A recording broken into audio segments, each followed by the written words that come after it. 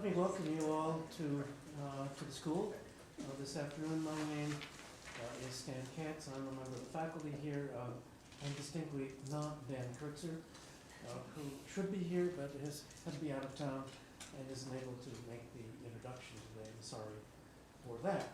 But it's a real pleasure for the school and for the university to have Emma Hamzawy here for several days for a visit and to be here with us today to give this public lecture.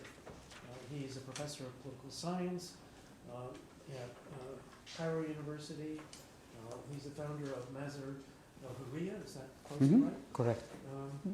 And his talk today is going to be called The Struggle for Democracy in Egypt, the Necessity of New Ideas and New Actors.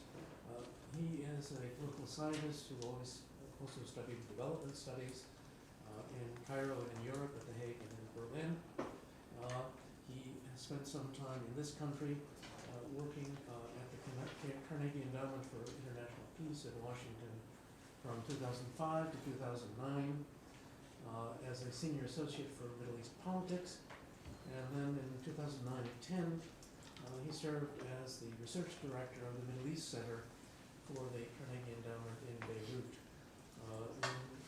In 2011, he joined the Department of Public Policy and Administration at AUC, the American University in Cairo, and he continues to serve there today in addition to his position at Cairo University.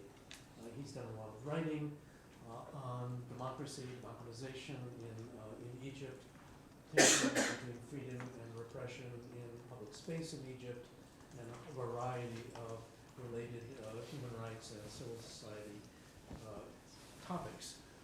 He is a former member of the People's Assembly in Egypt, elected in the first parliamentary elections after the January 2011 revolution. He's also a former member of the Egyptian National Council for Human Rights, and he is a well-known journalist in his home country. I'd say that we didn't meet until 5 minutes ago.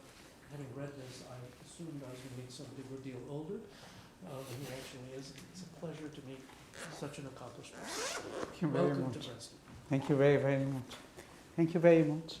It's a pleasure to be here, and it's an honor to give a public talk at Princeton at the Woodrow Wilson School. And thank you very much for your kind words. I believe one of the byproducts of countries in transition, that some turn out to become former members very quickly. So I did not expect myself to be a former parliamentarian only a few months after being elected to parliament, which did happen. I was elected to parliament in January 2012. In June 2012, I was already a former parliamentarian. I was appointed in June 2011, so in fact a few months right after the uprising led to the removal of former President Hosni Mubarak. I was appointed to the National Council on Human Rights. Remarkably, I stayed a member in the National Council on Human Rights for a year. And once former president, meanwhile as well former President Mohamed Morsi came in, the formation of the National Council on Human Rights, which was supposed to stay serving for 4 years, was completely removed. So I became here too a former member of the National Council on Human Rights, and that goes on and on. So it's, I believe, one of the byproducts of being in a country in transition. Let me of course, welcome you all and basically tell you what I would like to do today. What I would like to focus on is to not to spend much time analyzing the current situation in Egypt, which is not pleasant. Even if you marginally follow Egyptian news and events, I take it that what you get to hear is a bunch of news. They do sometimes make it to headlines in the US and in different Western countries, all of which are unpleasant, are related to human rights violations, human rights abuses, in fact, depressing court verdicts, indeed, all of which are signs of a new authoritarianism in place, which is basically how I would characterize the existing situation. Egypt, 4 years on from the popular democratically inspired uprising in January 2011, is well into a consolidated new authoritarianism, which is in fact able to control the public space, to control society, to contain political dynamism, and that does not go without a set of human rights abuses and violations and legal amendments which are undemocratically spirited, all of which are depressing for many Egyptians. I would, however, be lacking objective assessment if I wouldn't tell you right away that the current ruling establishment, in spite of human rights abuses and violations, and in spite of undemocratically spirited legal amendments, in spite of, in fact, evacuating citizens from the public arena, which citizens could access finally in 2011, and what has been happening in the last months has been an orchestrated effort to evacuate citizens once again, using a mix of intimidation, repression, different pressures to evacuate them out of public arenas once again. However, objectively speaking, this ruling establishment enjoys a considerable popular support, to the extent that when you look at Egypt as of now, you would be surprised to see, in fact, a close to hysteric environment in place, which is willing to blind away human rights abuses and violations, which is willing to be supportive of repression and intimidation, which basically does not care about what happens to human rights defenders, to democracy defenders, and which is driven by a fear about what could happen to society and state, a fear that is related definitely to the wider regional conditions prevailing in the Arab world and the Middle East. So without spending more time characterizing the existing situation, I believe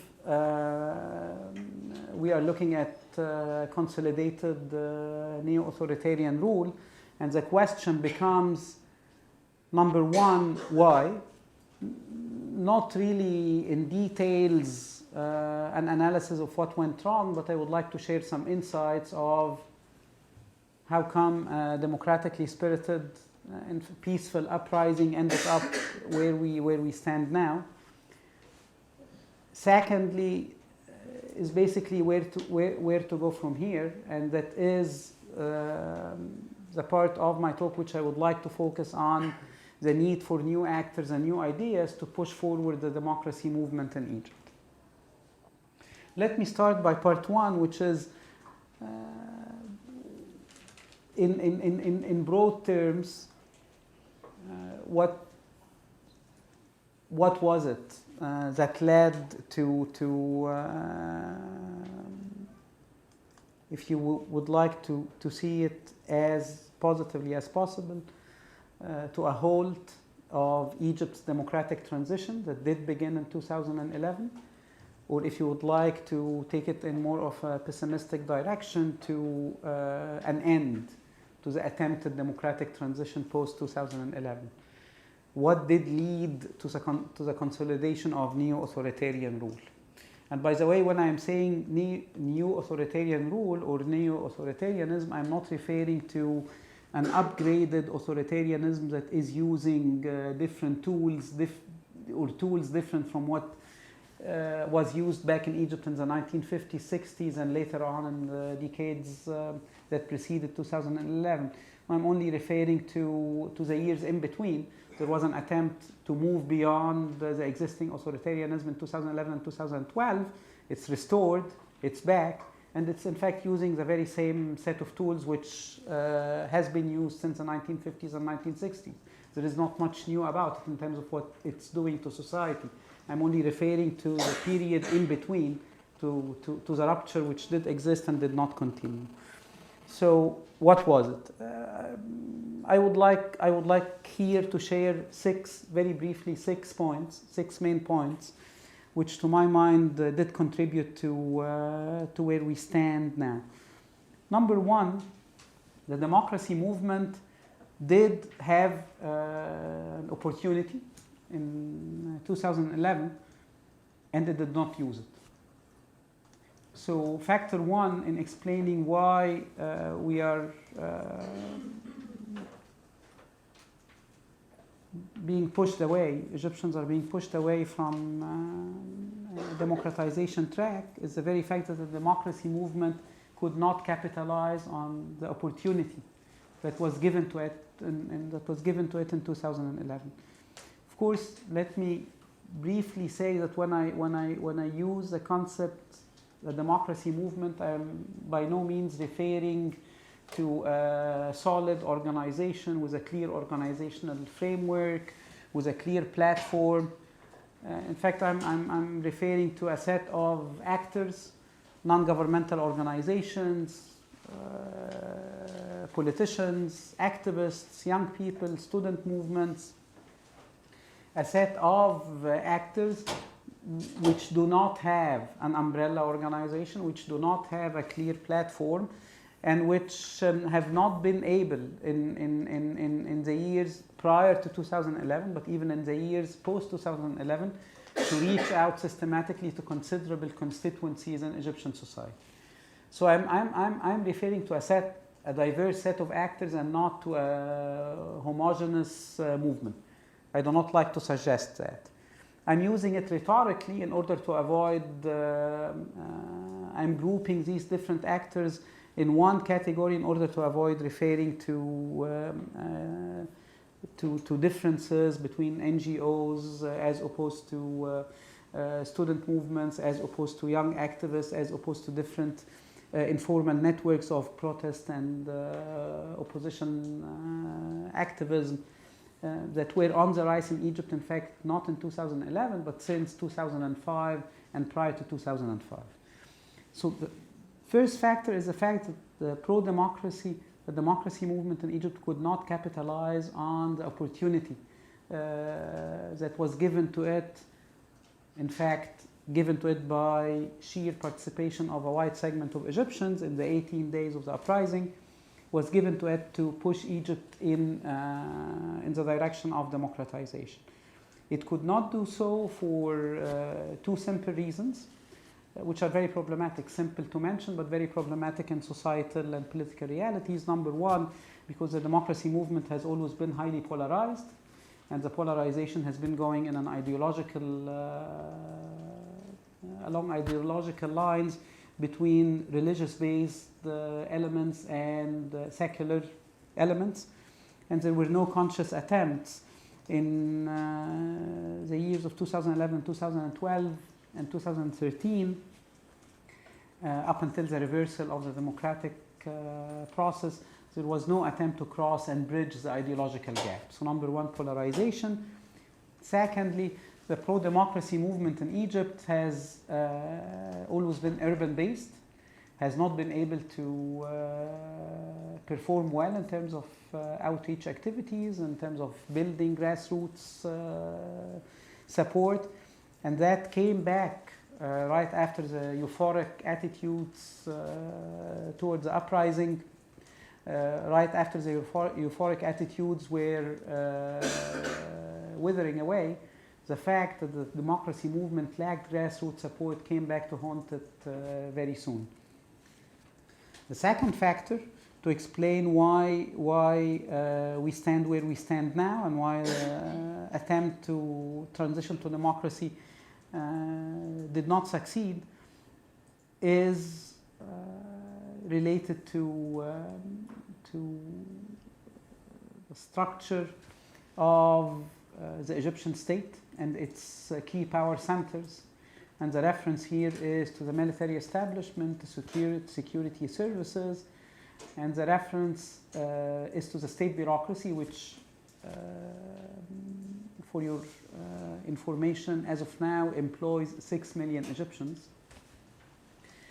Military establishment, security services, as well as leading institutions within the state bureaucracy, in fact, did not wish to see Egypt democratizing, and exerted a great deal of effort, of pressures, of employ different strategies and tactics to basically bring back the existing order of the 1980s, 90s, and beyond, the order which existed up until 2011. And as of now, the same elements, the same key institutions, the military, security services, and the state bureaucracy are in fact working not to let a similar uprising happen again. So now they are moving to step 2, where it's no longer about containing the outcome of the 18 days, it's about not letting the 18 days happen again, which is why I started by describing the situation as a conscious attempt to evacuate citizens away from the public space. And of course, in the Q&A session, we can discuss the details. But one key issue why the military and security services, as well as the state bureaucracy, did not want to see Egypt transitioning to democracy was that they were not convinced that their vital interests, their vital privileges from a social, economic, as well as from a political perspective can be guaranteed, if even to an extent, if democratic transitions were to move forward. Of course, a bit of historic insight. Egypt has been ruled by representatives of the military establishment since 1952. The state bureaucracy has been, in fact, since the 1950s, has been controlled by key figures of the military establishment as well. Up until today, when you look at key appointments in key ministerial positions, in key positions in relation to governors of the over 20 Egyptian governorates, in key bureaucratic institutions, including oversight institutions, state oversight institutions, you will always get to see a structure favoring military personnel and security personnel over or vis-a-vis civilians. Egypt has been fundamentally ruled by the military and security since the 1950s, and that was very difficult to change, especially because these key institutions could not put forward an answer as to how to guarantee or secure or safeguard some of their vital interests if transitions were to move forward.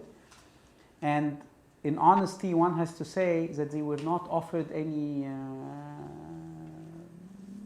ideas as to how to work it out from the pro-democracy movement, which when you compare Egypt to Tunisia, you get a different picture. When you compare Egypt to successful cases of democratic transition, you clearly see that one of the key elements of making democratic transition succeed and later consolidate is to be able to pacify some of the anxieties and fears of key state institutions as to how the change is going to impact their interests and privileges.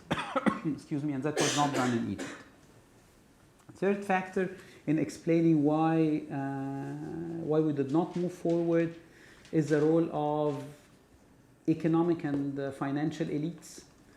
And here too, a bit of historical insights. Economic and financial elites in Egypt have been conducting their business based on an alliance with key powerful institutions within the state apparatus. That alliance was an alliance of protection in return for revenues, a patronage system, as you know it, from different Arab countries, from different Middle Eastern countries. A rentier state-styled system of patronage, revenues, and protection, which did exist in Egypt since the 1950s as well. And economic and financial elites were and continue to be, in fact, not able to envisage their roles in society in key economic and financial sectors without the state protection.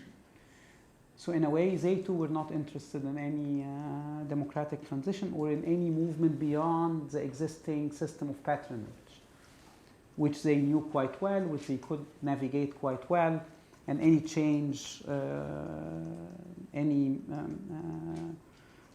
change was looked at as a challenge. In fact, if you look at Egypt today, one cannot avoid saying that a great deal of funding backsliding on democratic transition was done by economic and financial elites, which lined up with the attempt to bring back the authoritarian order. Factor 4, and here I'm not using the socioeconomic argument in any conventional manner. It continues to be used in reference to Egypt as well as to different Arab countries in a highly conventional manner to suggest that, well, with the macroeconomic and social indicators you have, poverty, unemployment, illiteracy, and so on and so forth, here you are looking at societies and social fabrics which are not ready, quote unquote, for democracy. I find it highly problematic, and I'm not intellectually convinced, I'm not politically convinced that is the significance of social and economic components.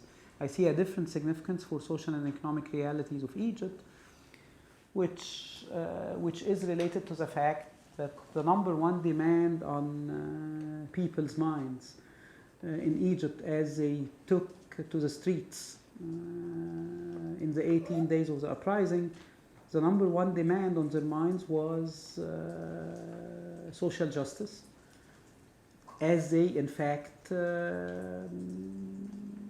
called it. It was dignity, it was social justice. So they were driven by demands to better distribution of resources, to a balanced social fabric where the widening gap between rich and poor can be closed, to a greater share for poor and middle class Egyptians, for a greater share of the resources of the country. So they were driven by social and economic concerns that were emerging out of decades of imbalanced economic development that benefited primarily, especially in the last years under former President Mubarak, that benefited primarily rich Egyptians, urban centers, and discriminated against poor middle-class Egyptians as well as rural areas. So that was the number one demand on people's minds. I mean, they were not driven by the details of how to write a democratic constitution. They were not driven by the details of how to fix the legal framework in a democratically spirited manner. They were driven by democratic ideals, broadly speaking, freedom, human rights. They demanded a change in the presidency, but they were driven foremost by social and economic demands. Now, it turned out to be a failure on the side of all actors which participated in managing Egypt post February 11, 2011, right after the 18 days of the uprising, because exactly these social and economic demands were completely sidelined, were ignored. No one really cared. And here is a huge deficit, strategic deficit, in fact, trap to which the pro-democracy movement walked in. And I keep giving the example of spending 7 months in parliament. Of course, it was a short session. However, we did not pass in 7 months a single legislation relevant for social and economic issues. We spent our time discussing high politics, constitutional issues, as well as reforming the legal code, and we ignored completely what brought people to the streets in the first place, which was social and economic concerns, and we even ignored completely the accumulation of protest dynamism in the years prior to 2011, between 2005 and 2011, protest dynamism which was driven mainly by social and economic concerns, championed by labor movements, by trade unions, by informal networks of workers and state employees. That was completely sidelined. In retrospect, and I believe ignoring social and economic demands only harmed Egypt's prospects to transition in an orderly manner to a democratic order. Factor 5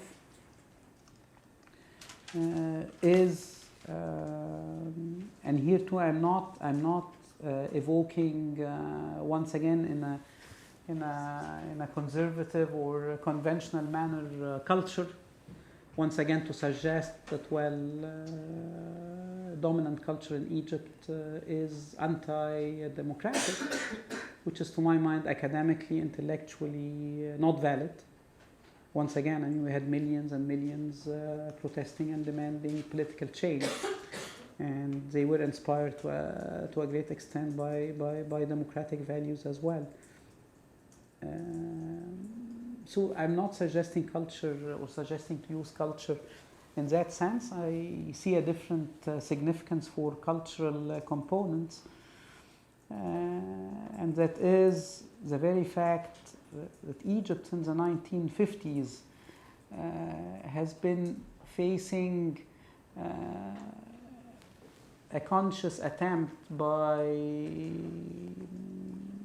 different, in fact, military-based ruling establishments in the 1950s to impose on the Egyptian public opinion a culture of submission to the state, a dependency of sorts on the state, to create an image of a state that can do it all, and of citizens that are supposed to follow suit, to be passive, to wait.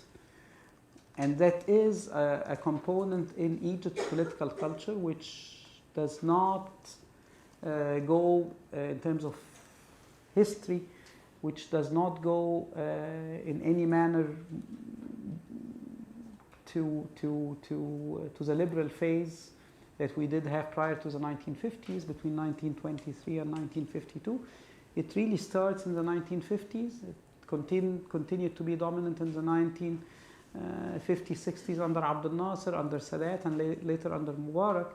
The image of a state that is able to take care of citizens' concerns and to do it right, and submissive citizens that should not protest and should wait, has always been there in Egypt's public space. And that element of Egypt's political culture, in fact, enabled the military and the security and key financial and economic elites to exactly appeal to that submission, once again, as they were backsliding on democratic transition. Of course, cultivating the image of pro-democracy actors, ideologically divided, not able to act, not getting their records straight, not able to deliver socially and economically, only spending time talking about constitutions and high politics. And in contrast to that, the image of a powerful state that can do it all was once again evoked. And of course, it was not only evoked, it was evoked exactly in the same composition which was generated in the 1950s and 1960s, the powerful state and the hero in uniform. So, and these two components have always gone hand in hand in Egypt. The powerful state that can do it all and relieve society and citizens from their pains, and submission is only what the state requests. And the hero in uniform who can get it right, who can do it on people's behalf, who can get social justice implemented and defend the national cause and the public good. So that element of our political culture has been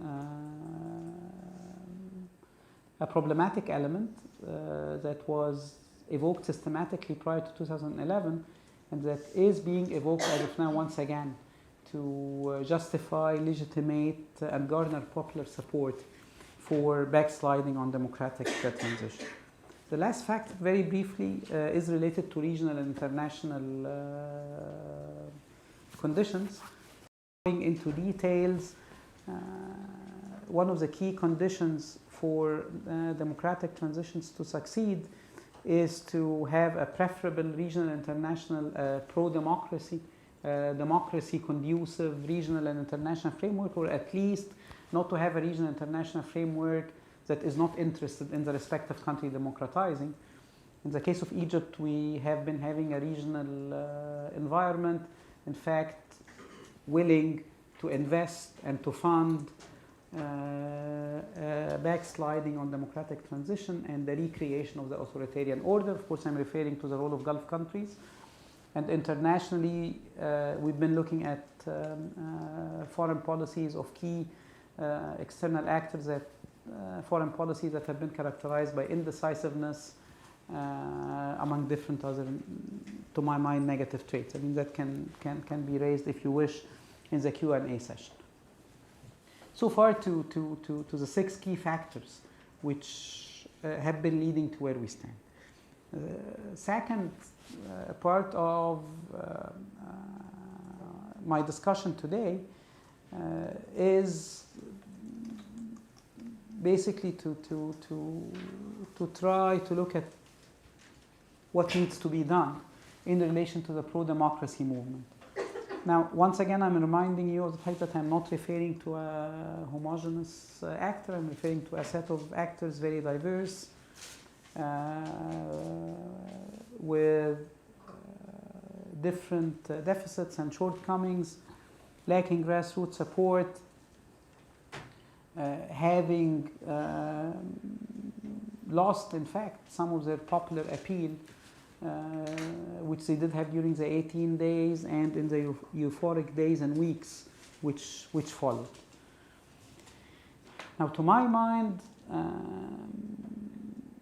Egypt's new authoritarianism will continue to enjoy popular support for some time, but I believe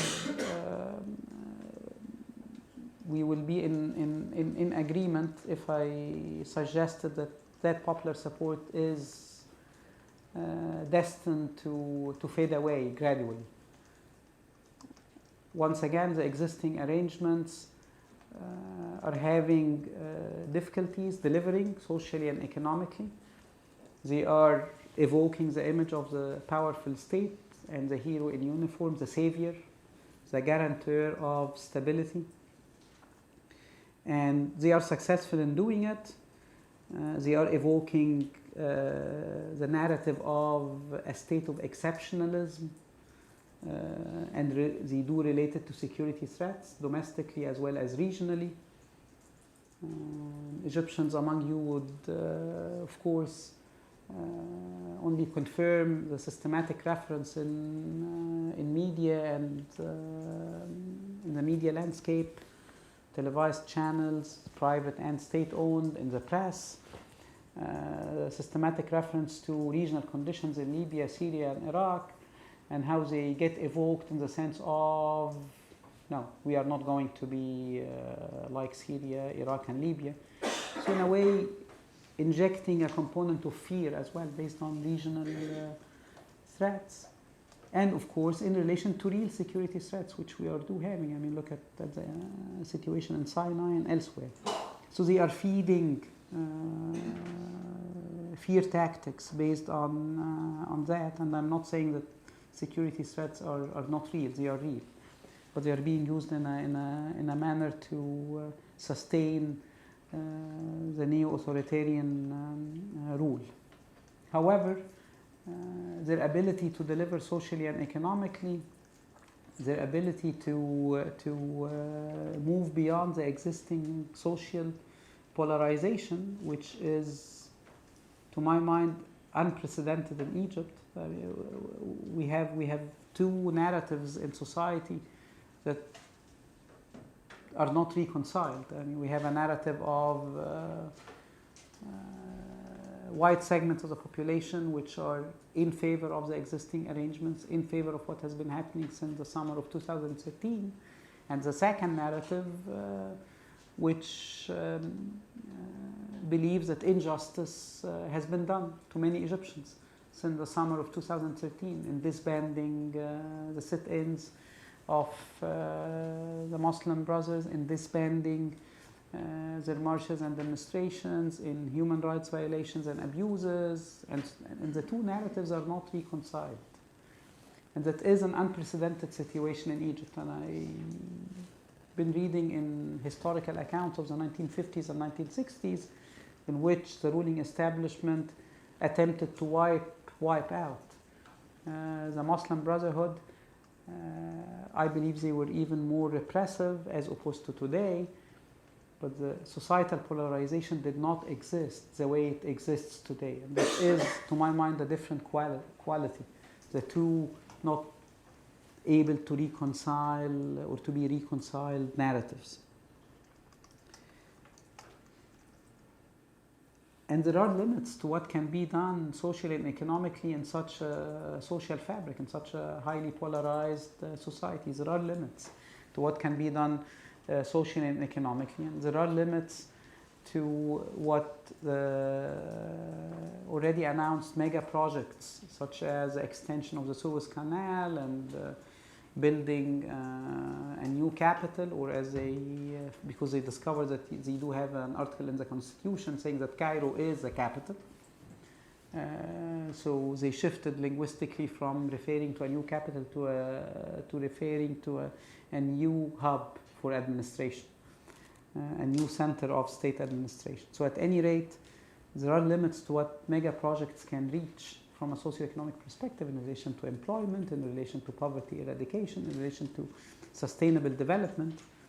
And there are limits to how the ruling establishment can manage these mega projects properly if transparency and accountability are not part of what we are looking at. There are limits to social and economic development if you lack rule of law. If you wake up every day to take note of new human rights abuses and violations. So I believe the current popularity is bound to shrink, is bound to become gradually less and less.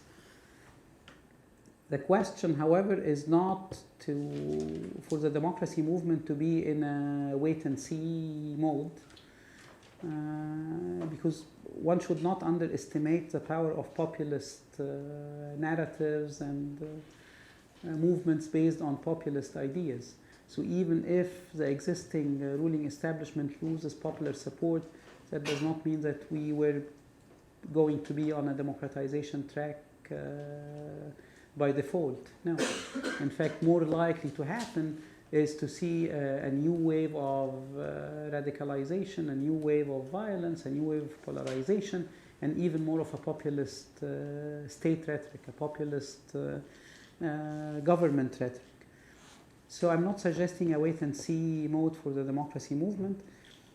I'm suggesting two main directions to be explored for the democracy movement to be ready to once again impact positive change once entry points emerge. The first direction is to reconsider sort of the composition of actors within the pro-democracy spectrum. Traditionally speaking, we've been referring to NGOs, non-governmental organizations, labor unions, trade unions, networks of young activists and student movements, to political parties to an extent. I believe that political parties, for different reasons, have been moving out of the democracy movement. Most nominally democratic political parties did sideline with the backsliding on democracy in the last 2 years, almost 2 years. However, there are two entry points in the social fabric where collective actors do exist, and where the pro-democracy movement up until today has not been interested in reaching out to them and to engage them constructively. The first entry point is related to new collective actors within the labor movement. The Egyptian labor movement in general has been etatized, has been controlled by the state since the 1950s. However, interesting changes have been emerging since the last years under Mubarak, where informal groups have been forming, where attempts to move beyond the one union principle into union pluralism has been unfolding as well in a very interesting manner. In fact, tapping into new collective actors within the labor movement is a key entry point to my mind to move beyond the current lack of grassroots support for the pro-democracy movement. The second entry point in terms of actors is primarily related to rural areas, where even if you monitor, I'm not going to go into details, but if you look at the voting behavior of Egyptians in 2011 and 2012 and 2013, you clearly have an urban-rural divide, where urban centers primarily have been voting for liberal and leftist parties and movements and politicians, and rural areas have been voting primarily for religious right-wing movements. Now, the urban-rural divide means, as of now, that rural areas are to a great extent disenfranchised because there are no religious right-wing movements operating in Egypt independently or significantly as of now. And the Salafi party, Noor party, for those who know Egyptian politics, has lost a great deal of its potential because it did sideline with the existing ruling establishment as well. So looking at rural areas and looking at the loss of the role of the Muslim Brotherhood, which really used to be able to reach out to rural areas, I believe there is much which can be done now from a pro-democracy perspective to reach out to rural constituencies and to engage them constructively. They are voiceless as of now.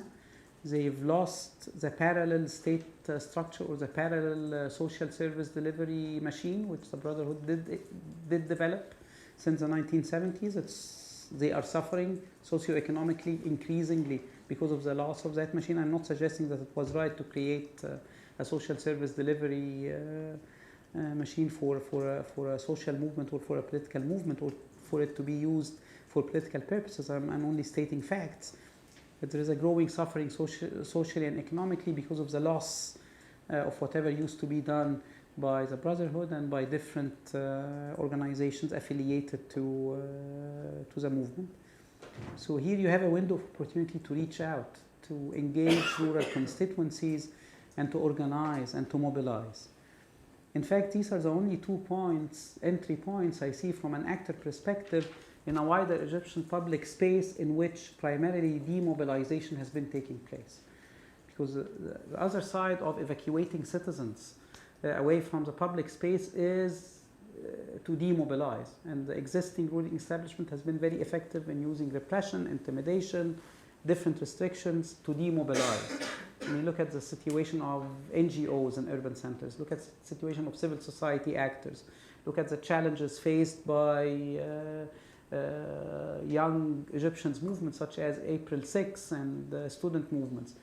So demobilization has been happening, but there is an attempt to move beyond the dominant demobilization by reaching out to new collective actors within the labor movement as well as to rural areas. That is bound to be a long-term process. It's not a short-term process. It's not a process which is going to be politically meaningful anytime soon, but it's a long-term process that needs to be looked at. The second direction is related, and I'm going to finish on that, is related to injecting new ideas into the pro-democracy spectrum.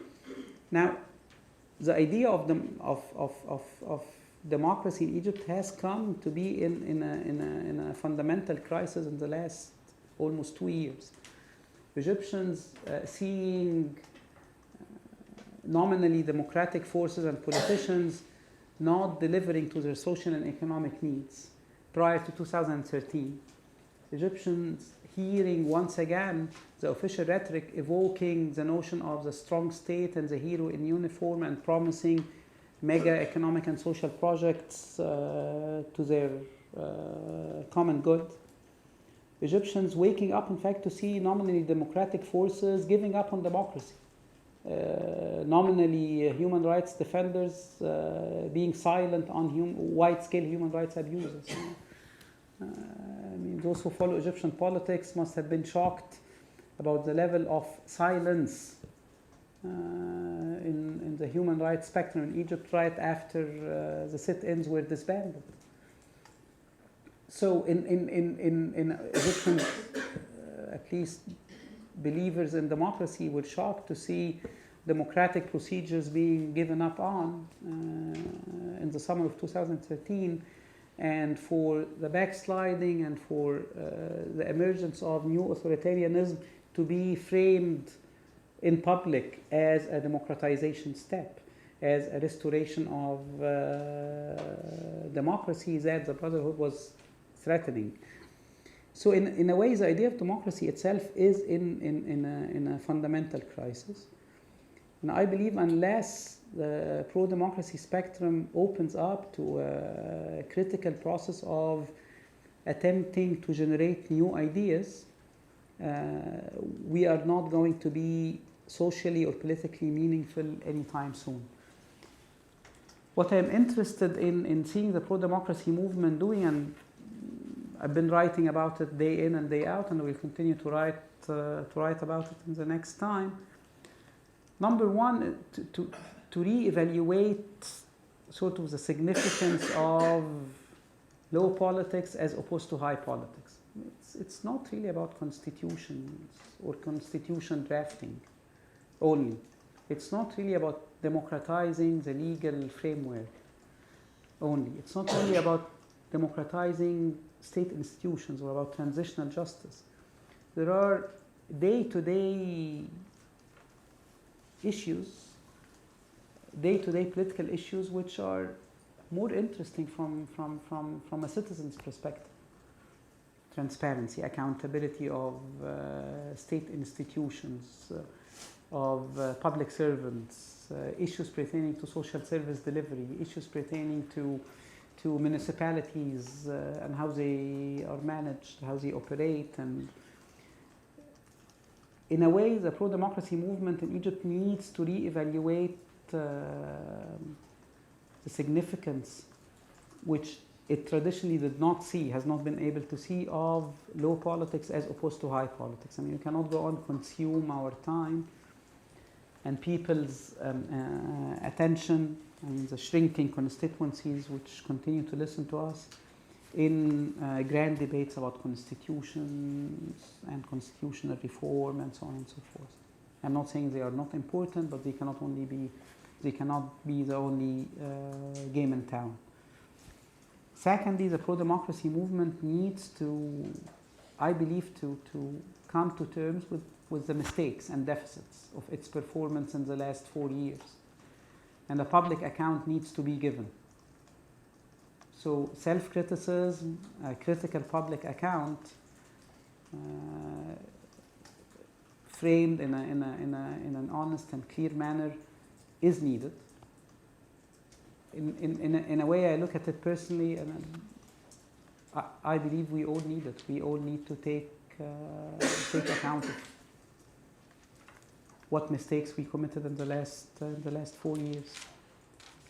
Thirdly, and I believe in terms of new ideas, the pro-democracy movement needs to figure out ways to engage citizens day to day from a social and economic perspective. And I'm not saying that the pro-democracy movement has to come in and start developmental projects or start efforts to employ people. It even does not have the resources to do so, and it's not what the pro-democracy movement is supposed to do. That should be left to the private sector, as far as I am concerned. But the pro-democracy movement can engage citizens daily in relation to social and economic issues if they tackle the framework of social and economic activities in Egypt. Issues of just distribution of resources, issues of accountability, issues of transparency, issues of centralization, of what state institutions do with allocated resources, citizens' rights in key sectors of their life, health, education, employment, safety networks, and so on and so forth. And that was not done in the last years, and it needs to be done. Finally, I believe the pro-democracy movement has to draw normatively clear distinction lines to separate itself from two groups of actors which are positioned against the existing ruling establishment, but which are, to my mind, as of now, are not democratically spirited in any manner. The pro-democracy movement needs to draw clear distinction lines between where it stands and where the religious right-wing spectrum, including the Muslim Brotherhood, stands as of now.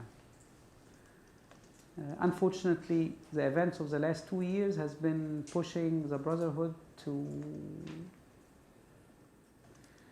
radicalization, to basically, yesterday we had here at the university an interesting Egypt workshop in which trajectories of change or no change with regard to the religious right-wing spectrum were discussed.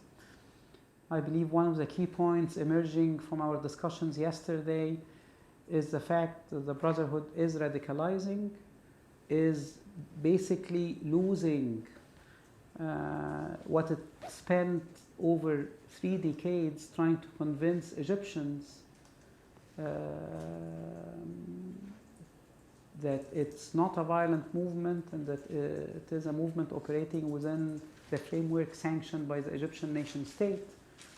It's coming to lose what it spent several decades doing. There are pro-violence arguments emerging at the outer edges up until today. There are murky positions on violence which cannot be justified, and there are attempts to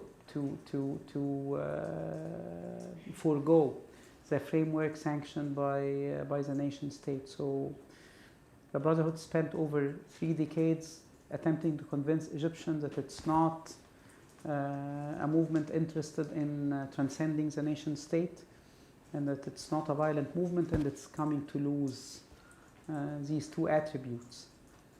From a pro-democracy perspective, I'm even more concerned with the growing narrative justifying violence as the only viable outcome of human rights abuses, violations, discrimination. And I'm very concerned about sort of the dominant narrative within the Brotherhood and its constituencies, which I do sympathize with, the narrative of injustice has been done, because it's very true. And I do sympathize with the fact that the narrative was not given any space to be articulated in public in Egypt. It was articulated outside of Egypt primarily. But I do not see what good will emerge out of confusing that with legitimizing or justifying, if even indirectly, acts of violence. I believe the pro-democracy movement needs to draw a clear distinction line with the Brotherhood on a second account, which is self-criticism. There were several mistakes from a democratization perspective committed by the Brotherhood as well in the 2 years, 2011, 2012 and beyond. And they do not, to me, seem interested in addressing them. And when they go back once again, as it was said in the Egypt workshop yesterday, they go back to basically what they should have done in a very radical manner. That they should have used state assets as they are being used now to repress them. They should have repressed back before 2013. So I find it very problematic, and at any rate, while awaiting changes, new trajectories to emerge within the Brotherhood, the pro-democracy movement has to draw a clear distinction line. The second distinction line should take the pro-democracy movement into a more of a nuanced approach to the financial and economic spectrum. I mean, I started my lecture by stressing the fact that financial and economic elites have been funding Egypt's new authoritarianism, and they will continue to fund it because they are interested in the patronage system. However, I believe the democracy movement has to come to an appreciation of the fact that the private sector in Egypt is not simply about the big shots, is not about the tycoons, and that we do have a middle stratum which is very interesting to engage from a democracy-related perspective. And that would mean, in fact, less populism in terms of how we frame social and economic issues, and new appreciation of the private sector, of course, in accordance and in line with elements of transparency, accountability, and so on and so forth. So these are the initial ideas, as well as the initial collective actor-related entry points, which I imagine being relevant for the democracy movement in Egypt, if it were to play a significant role in the tough times we are witnessing as of now, and that are unfortunately bound to come. Thank you very much.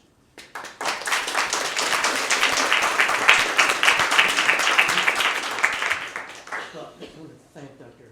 Hamzawy so much for a really rich and overwhelming series of comments. I'll take questions now. Please. Oh, okay, comment and question. My comment is, I think perhaps there should be a place in your list for the Egyptian media. And I'm not saying that all the media is controlled by the establishment, but whenever I go and visit Egyptian newspapers or talk shows, I find it very impulsive, and they focus on day-to-day distracting events rather than focusing on the bigger picture, which could be more helpful to the public. As for my question, can you please elaborate more on the role of the Gulf states? When I look at the establishment posture regarding these countries, like there are different postures between Qatar and Saudi Arabia. So what are the dynamics between Egypt and these countries? Mm-hmm. Do you like to collect questions so that I know I went beyond the assigned time, and so I would like to give everyone a chance. One or two more questions. Right, sort of in rounds. There was another hand up. Yes. So I just had a question about what you thought was the role of space, specifically housing and public space, sort of in the development of these politics, either sort of in preventing pro-democracy or how the pro-democracy movement can engage with these areas to sort of build itself up. Mm-hmm. Good. Thanks, Lou. Is there another question? Yes. Yeah, I just had a question about the use of soft power and the arts as a way for the pro-democracy movement potentially to garner wide support, not just through social media platforms we're talking about, like film or theater or music, if the new authoritarian government would allow, I think, for some movement in that sector. Yeah. Good. Mm-hmm. Take one more. Yes, just wanted to say the pro-democracy movement had its opportunity back in 2011 until 2013, and showed really no ability to garner the situation and fizzled away in front of all the abuses that Muslim Brotherhood had done to the country. And my question is, what assurances do you have that A, will give you a better chance to really bring democracy to the country, and two is to how can you really espouse collaboration with the Muslim Brotherhood as an organization, which is really not an Egyptian organization, not working for the Egyptian good, the country, the good of the Egyptian country itself, but actually an international organization that has one focus only, and that is to make an international or worldwide Islamic state, which Egypt is not interested in, or the Egyptians are not interested in. Okay. We have a little over 10 minutes, so you should be able to answer those in 10 minutes. Right. No, I'm going to take less, so that maybe some more questions will be brought up. Well, let me start in a reverse order. Not suggesting cooperation with the Brotherhood. I'm in fact suggesting, quite to the contrary, drawing a clear distinction line between the democracy movement and the Brotherhood.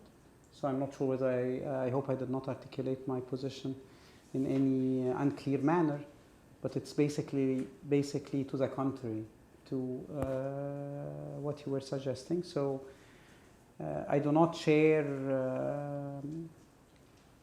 different aspects of your analysis, but I do share the result, in the sense of there is no benefit whatsoever from a democracy perspective to cooperate or to reach out to the Brotherhood. And I believe for their own purposes, they are in their own enclaves, and I am concerned about the radicalization and the violence attached to it.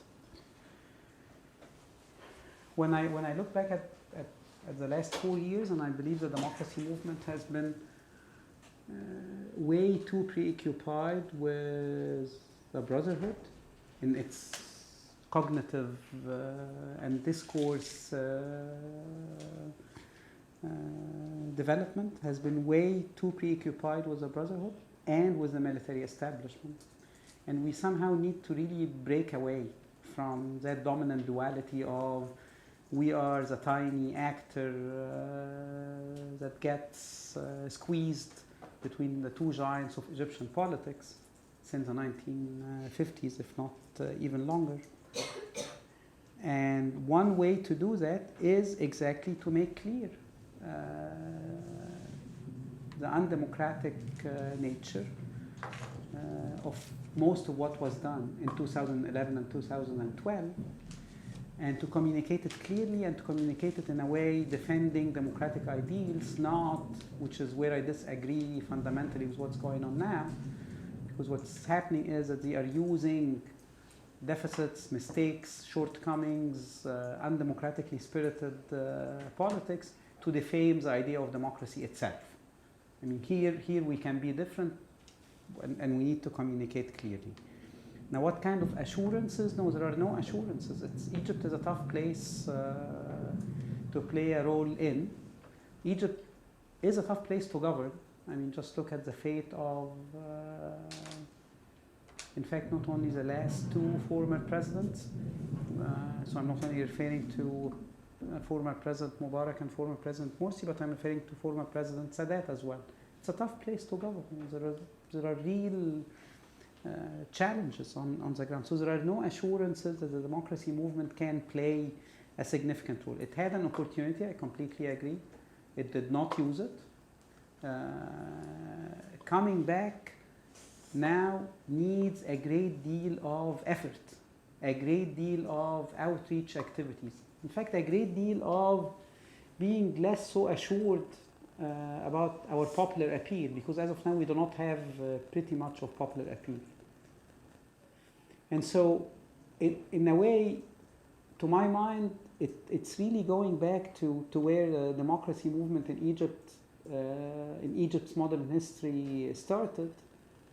So, post-1967 defeat, sort of once again organizing and gradually organizing and being more interested with what really preoccupies citizens in their daily lives, and maybe becoming less eager to make grand statements, becoming less eager to promise too much of what we cannot deliver. So in a way, I'm calling for a new modesty, if you wish, within the pro-democracy movement, and with gradual outreach activities and a gradual organizational effort to tap into new actors and to generate new ideas. But there are no assurances whatsoever. Let me use your remark to highlight what to my mind is one of the issues we keep looking at academically, intellectually, when the region in general is discussed. So sometimes observers tend to put Egypt in the same category of states facing the risk of state failure and state disintegration. To put Egypt in the same category as Iraq, Syria, Libya, Yemen, and Somalia previously really ignores a key structuring reality of Egyptian society and politics, which is the centrality of the nation state. I mean, our political imagination, I keep saying it, our political imagination as citizens begins and ends with the state. I mean, we do not have any model of governance which does not start with the nation state. We are not Lebanon, where sects and confessional structures are more relevant than state structures. We are not Yemen with its weak state institutions, never able to manage the country. No, we have a different experience, and that, to my mind, puts Egypt aside. And that, to my mind, was one of the greatest troubles and the greatest fears which the Brotherhood generated among Egyptians. The fear that they would forego the nation state, the fear that they would change the identity of the nation state. And that's very real, and that needs to be taken into account. From a pro-democracy perspective, I believe an appreciation of the centrality of the state needs to be articulated as well. And with it, hand in hand, ultimately an appreciation of the existing risks. I mean, I'm against using security challenges and threats in an authoritarian manner to basically silence opponents and critics, and to say, well, in a situation like this, security comes first, and ignore and forget about human rights and freedoms. But I'm not denying the significance of the existing security threats, and that needs to be tackled as well. On soft power, you know, part of the reinvention of the 1950s and 1960s is the fact that the ruling establishment is reaching out to sectors such as cinema, literary production, music production, artistic production, and trying to engage these sectors in an effort to legitimize existing ruling arrangements. It's very much like the 1950s and 1960s. What is missing is sort of the grand narrative. Back in the 1950s and 1960s, what was Arab national liberation, Arab nationalism, Palestine, progress driven by socialism. And as of now, we don't have the grand narrative, but we have very much the same politics of engaging artistic sectors, cinema. And, the impact of that is devastating, because the ruling establishment operates based on one opinion, one position, one hero, one narrative. And is suffocating for soft power related sectors.